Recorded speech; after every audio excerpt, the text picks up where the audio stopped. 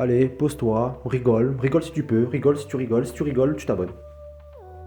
Dans un des savoirs aléatoires, là, dans le un ou le 2, je sais plus, à un moment donné, il y a une anecdote qui parle de la guerre de l'oreille. La guerre de l'oreille, vraiment, la guerre, elle s'appelle l'oreille. C'est vraiment le mot, c'est vraiment le mieux. Attends, l'histoire de la guerre de l'oreille, faut le savoir, c'est deux gars.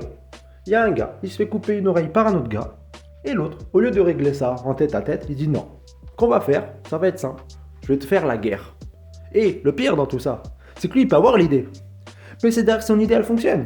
Il arrive à réunir. Attends, dans la guerre, il y a eu plus de 20 000 morts. On va faire 50-50.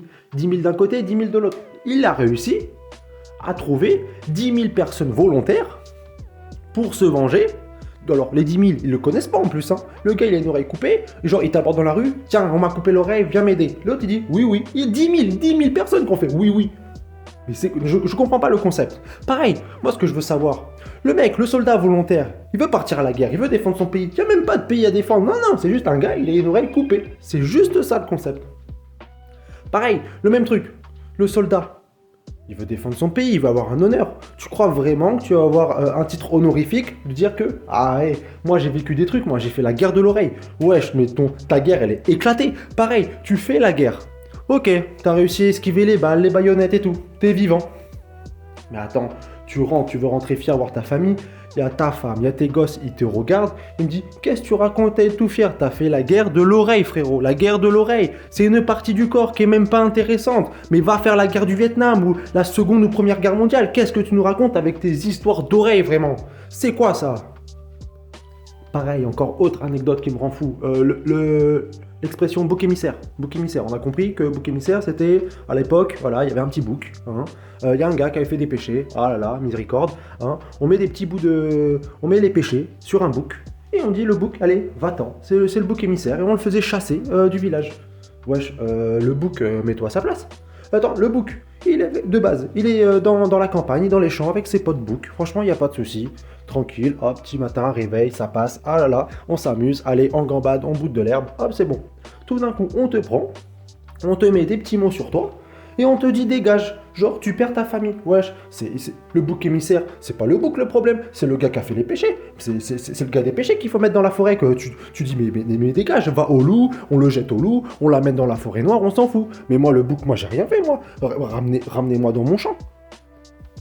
Pareil, autre fait, on a vu là dans Savoir aléatoire, là, il y a la course là, Idiot, là, où avec les chiens de traîneau, ils ont dû faire plus de 1100 km parce qu'à un moment donné, il y avait une période de peste, et il fallait trouver des antitoxines, et avec toute cette neige, il n'y avait pas d'avion, impossible pour circuler, donc c'était vraiment que chiens de traîneau. Tout ça, c'était pour trouver des antitoxines, pour guérir de la peste dans le village. Mais moi, mon truc déjà, la question de base, c'est pourquoi tu vis à plus de 1100 km d'une pharmacie, frérot. Là, tu cherches. Attends, il y a eu une peste, mais là, tu l'as cherché. C'est toi qui veux crever. Attends, si tu veux vraiment vivre, mais tu vis dans une société, tu vas à côté d'une pharmacie, un bar tabac, et puis voilà, tu fumes, t'as des problèmes. Hop, tu vas à la pharmacie, t'as plus les problèmes. Là, t'as 1100 km. Forcément, si t'as un problème, t'as des grandes chances de crever, mais il fallait pas vivre à 1100 km d'une pharmacie. C'est comme l'anecdote là de la Croix-Rouge. Pourquoi ça s'appelle la Croix-Rouge et tout? C'est dû à la bataille de Solferino, là où il y a un gros. Il y a un. C'était un Suisse, ça.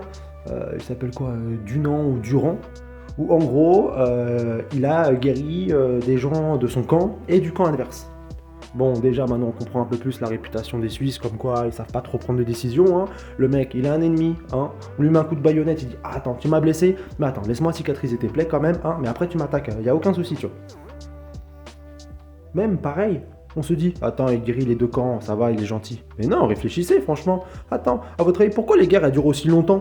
Parce que t'as un putain de gars, en plein milieu, 14-18, pendant 4 ans, en fait, la guerre elle aurait pu se terminer, franchement, en 6 mois. 6 mois, allez, 6 mois, 8 mois, allez, si on est persévérant. Non, non, ça a duré putain de 4 ans, parce que t'as un putain de gars, en plein milieu, qui arrêtait pas de guérir les uns les autres.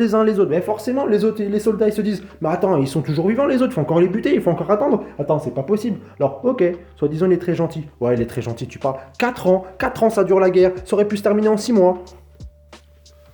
Comme d'habitude, hein, si t'as plu, hein, tu t'abonnes, tu partages, tu racontes aux autres. Allez, je t'explique pas la suite. Hein. Ciao. Bisous.